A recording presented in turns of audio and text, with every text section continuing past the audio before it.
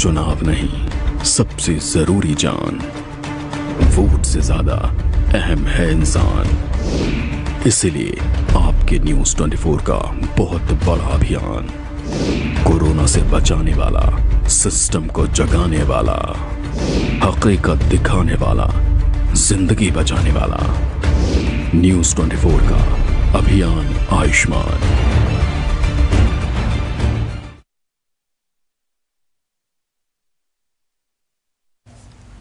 तो न्यूज़ 24 की सबसे बड़ी कवरेज ये अभियान आयुष्मान लगातार जारी है। हमारा मकसद, आशा यही है कि बच्चे, बुजुर्ग, महिलाएं, नौजवान कैसे अपना घर पर इस दूसरी लहर में ख्याल रखें, और अगर ऑक्सीजन की कमी है और बेड आपको नहीं मिल रहा है तो डॉक्टर आपको जो टिप्स बता रहे हैं उसके आधार पर आप घर पर भी कैसे अपना ख्याल रख सकते हैं, ये हमारा मकसद है। और साथ ही राज्यों की तस्वीर भी, हकीकत दिखाना।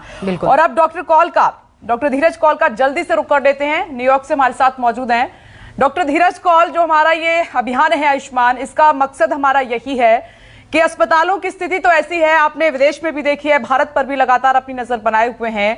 जो लोग वहां तक नहीं पहुंच पा रहे हैं, दिक्कत है, तो वो घर पर अपना कैसे ख्याल रखें।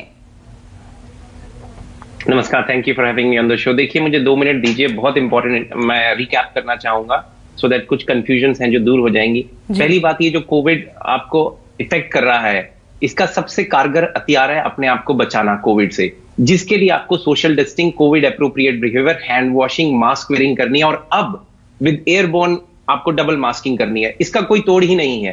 Number 2, vaccination. लेकिन वैक्सीनेशन आपको एसिम्प्टोमेटिक कैरियर से नहीं बचाता। बहुत स्टडीज दिखा रही हैं आपको वायरस लग सकता है लेकिन आपके अंदर सीवियर डिजीज नहीं आएगा। वैक्सीनेशन आपको हॉस्पिटैलिटी और मोर्टेलिटी से बचाती है। नंबर 2, इसीलिए वैक्सीनेशन को हम ज्यादा से ज्यादा वनरेबल लोगों को दें, उससे जाने बचेंगी। और time is the critical parameter, speed of vaccination, जिसमें कहीं ना कहीं भारत थोड़ा पीछे रह चुका है अनफॉर्चुनेटली। नंबर 2, टेस्टिंग के नंबर्स भारत में फॉर सम रीजन मुझे लगता है एक्सपोनेंशियली वॉर नंबर्स पे बढ़ाने चाहिए। आरटीपीसीआर, और कहीं ना कहीं भारत में आरटीपीसीआर की सेंसिटिविटी ड्रॉप हो चुकी है, जैसे अमेरिका में हमारी जो है उससे कहीं नीचे जा चुकी है। शायद जिस तरीके से आप नेजल स्वाब करके कलेक्ट कर रहे हैं, शायद that may be one of the reasons. तो थोड़ा ट्रेन्ड वजह से हम करें तो अच्छा है। और एक बात और बोलना चाहूंगा, अगर आपका आरटीपीसीआर नेगेटिव है, आप सिम्टोमेटिक हैं, भारत में डॉक्टर्स एक्सीलेंट काम कर रहे हैं ट्रीटमेंट्स का, वो उनको ट्रीट करते हैं, लेकिन पेशेंट की भी जिम्मेदारी है, जब तक टेस्ट रिजल्ट वापस ना आए अपने आप को क्वारंटीन रखिए, क्योंकि सुपर स्प्रेडर्स बहुत तेजी से फैल चुके हैं। अमेरिका के अंदर जो हमारा प्रेवलेंस था यूके वेरिएंट का 33% था 2 हफ्ते पहले। आज की डेट में जो अभी डाटा आ रहा है, इट्स अराउंड 45 to 46%, जो बहुत इंफेक्शियस है, और वो आपको इतनी जल्दी इफेक्ट करता है कि विद इन डेज आपके लंग्स के अंदर चेंज आते हैं। और बच्चे, अभी मिनेसोटा की एक स्टडी कल ही रिलीज हुए हैं उनका डाटा, जिससे ये दिखा रहा है जो हमारा ग्रोथ है between 18 and 45 and between 45 and 65 age group, जो कि रिलेटिवली हेल्दियर पॉपुलेशन है, उसके अंदर भी लोग हॉस्पिटलाइज हो रहे हैं यूके वेरिएंट से। और सबसे ज्यादा जरूरी चीज है कि जो हमारी सप्लाईज है भारत के अंदर, जो कि सपोर्टिव केयर होती है, जैसे ऑक्सीजन की किल्लत हो जाना, रेमडेसिविर, स्टेरॉइड और फेविपिराविर और अदर दवाइयों की किल्लत हो जाना, उससे भी लोग परेशान हैं, क्योंकि कई लोग उसको होल्ड कर रहे हैं। और कहीं ना कहीं ये जानना जरूरी है, इन दवाइयों को हर किसी को ये वन फॉर ऑल फॉर्मूला नहीं है। प्लीज इसको ऐसे मत यूज करिए without getting advice from doctors. India में बहुत अच्छे एक्सीलेंट डॉक्टर्स हैं, आप उनका हेल्प लीजिए, और जब आपको डॉक्टर बताए तभी दवाई लीजिए, खुद से मत खाइए प्लीज। व्हाट्सएप के ऊपर ये प्रोपोगेंडा चल रहा है कि आप रेमडेसिविर, स्टेरॉइड थेरेपी दवाइयां खाइए तो आपको नहीं होगा, ये बिल्कुल गलत है। एक चीज होती है जिससे स्टेरॉइड के काफी साइड इफेक्ट्स होते हैं। रेमडेसिविर अगर आप एसिम्प्टोमेटिक पेशेंट में देंगे तो आपको ज्यादा डैमेज हो सकता है। और एक लास्ट चीज जिससे जानें बच सकती हैं, मुझे लगता है मेकशिफ्ट हॉस्पिटल्स भारत में वॉर फुटिंग पे बनने चाहिए, आईसीयू बेड्स बनने चाहिए, और कहीं ना कहीं डॉक्टर्स को वेंट मैनेजमेंट की थोड़ी ऑनलाइन या ई ट्रेनिंग देने का समय आ चुका है। और ये ब्लेम का टाइम अब निकल चुका है। क्यों हुआ सोशल डिस्टेंसिंग, हमने रैलीज की, रिलीजियस गैदरिंग की, दैट इज ओवर। और डॉक्टर मिश्रा को मैं सैल्यूट करता हूं, जो पॉइंट मैं 3 महीने से रेस कर रहा हूं कि कभी भी हमारे ब्यूरोक्रेट्स की आंसरेबिलिटी नहीं होती।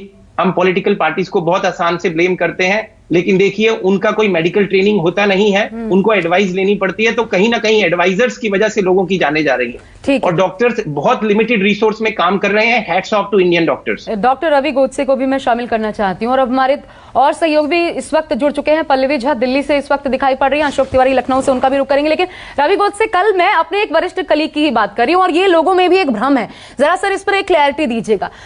वो कह रहे थे कि मास्क जब आप नोज के ऊपर लगाते हैं, अपना पूरा मुंह भी कवर करते हैं, तो वो जो थोड़ा बहुत खुला रहता है एरिया अगल बगल में, उससे क्या बचाव है? ये कोई बचाव का तरीका नहीं और बाकायदा वो तो लगाते भी नहीं। सर मुझे ये समझाइए, ये सही थॉट है या वाकई में अगर थोड़ा बहुत खुला रहता है, ओपन एरिया छूट जाते हैं नाक के आसपास या नीचे, तो क्या सच में ड्रॉपलेट्स हम तक पहुंच सकते हैं और हम संक्रमित हो सकते हैं फिर भी? हाँ, संक्रमित हो सकते हैं, इसलिए डबल मास्किंग तो अच्छा है। लेकिन मैं डॉक्टर कॉल से बड़ी रिस्पेक्टफुली उनसे मैं बिल्कुल सहमत नहीं हूं। हॉटस्पॉट पे टेस्टिंग बढ़ाना ये गलत है। अब टाइटैनिक पे खड़े हो, डूब रहे हो और कितने बार वो आइसबर्ग का लंबाई नाप लोगे? अब टेस्टिंग छोड़ दो। हॉटस्पॉट पे आप जो टेस्ट कर रहे हो, टेस्ट, ट्रेस एंड आइसोलेट पागलपंती है। हॉटस्पॉट पे अभी उसका कुछ कोई मायना नहीं है। मेरा इतना ही, मैं अभी 10 मिनट में मैं इंडिया का बेड सप्लाई 10% से इंक्रीज करके दिखाता हूं आपको। 10 मिनट में पूरे इंडिया का। आप एसिम्प्टोमेटिक लोगों का टेस्ट कर रहे हो, क्यों? क्योंकि वो दूसरे लोगों को कोरोना दे सकते हैं। लेकिन उसके लिए तो अभी बंबई में लॉकडाउन है, तो वो एनीवे घर पे बैठे हैं। तो एसिम्प्टोमेटिक लोगों को टेस्ट किया तो वो पॉजिटिव आएंगे, डर जाएंगे, सिम्टम नहीं है, उनके पास थोड़ा पैसा है, लोग बोलेंगे बेड नहीं मिल रहे, इसलिए वो अस्पताल में जाके एक बेड अड़ाएंगे। बेड अड़ाएंगे तो बेड कम होंगे, वो व्हाट्सएप पे स्टोरी डालेंगे, बेड और कम होंगे, लोग और डर जाएंगे और अस्पताल जाएंगे। इस श्रृंखला को तोड़ना है। तो इस श्रृंखला को तोड़ने के लिए @drgodse_ravi1 पे मैं ट्वीट भेज रहा हूं, the best way to increase the supply is to reduce the demand.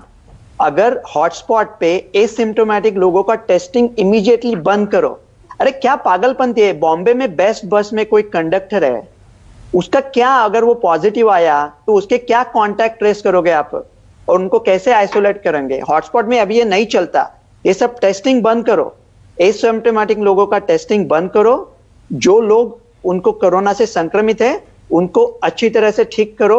Bharat का मृत्यु दर सारे जहां से अच्छा है। नहीं, ये बहुत वैलिड पॉइंट और इम्पोर्टेंट पॉइंट आपने उठाया है डॉक्टर गॉडसे। ये बहुत जरूरी बात आप कह रहे हैं, बहुत जरूरी बात आप कह रहे हैं और ये नोट करने वाली बात है। नहीं, ये तो पहले फेज में भी हमने देखा था विप्रेश और डॉक्टर गॉडसे। ये जो आप कह रहे हैं, ये प्लीज डॉक्टर बोलिए जल्दी से। देखो, जितना लोग डरेंगे ना, उतना वो जिनके पास पैसा है वो अस्पताल में जाके बेड अड़ाएंगे। तो जिस न्यूज का प्रोग्राम ऐसे भी होना चाहिए कि क्या आशा है, झूठी आशा नहीं है। दुनिया में सबसे बड़ी न्यूज आई है आज, उसकी कोई बात नहीं कर रहा है। चिले में साइनोवैक वैक्सीन का ट्रायल का रिजल्ट आया था 14 लाख लोगों में।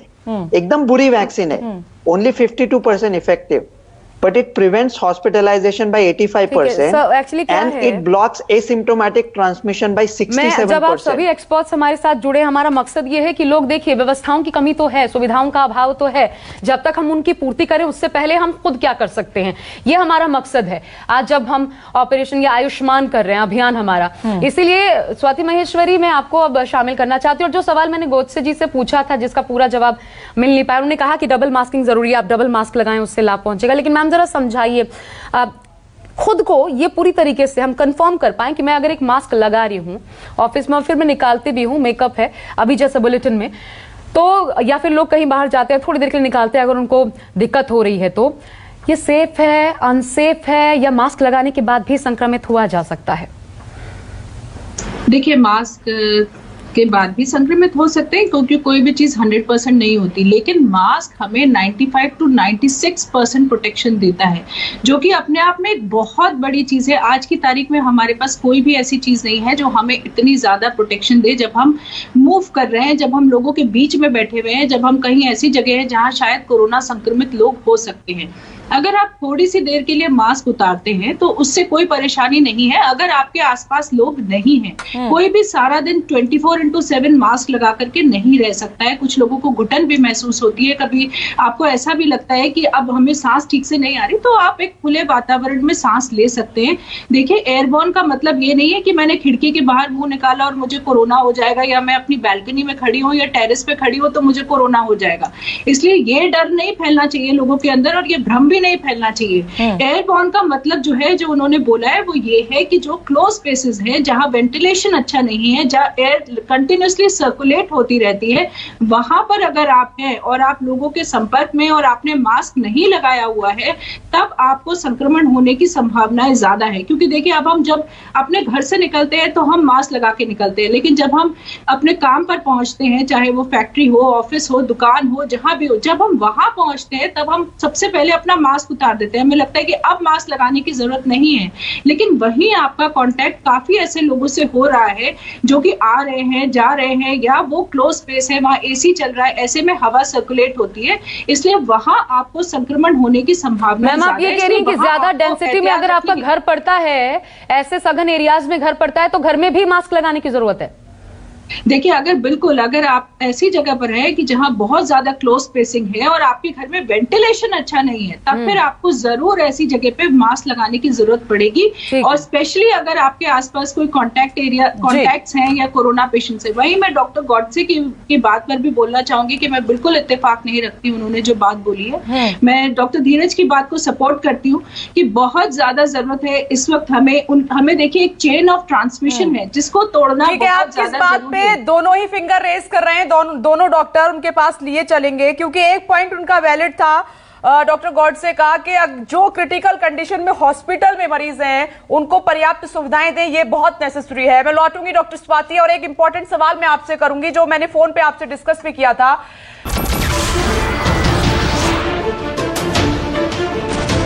नमस्कार, मैं हूं मानक गुप्ता। अगर आपको हमारा ये वीडियो पसंद आया हो तो इसे लाइक और शेयर जरूर करें, और हाँ, हमें सब्सक्राइब और फॉलो करना ना भूलें ताकि आप देश और दुनिया की कोई खबर मिस ना करें। तो जुड़े रहिए हमारे साथ और देखते रहिए न्यूज़ 24।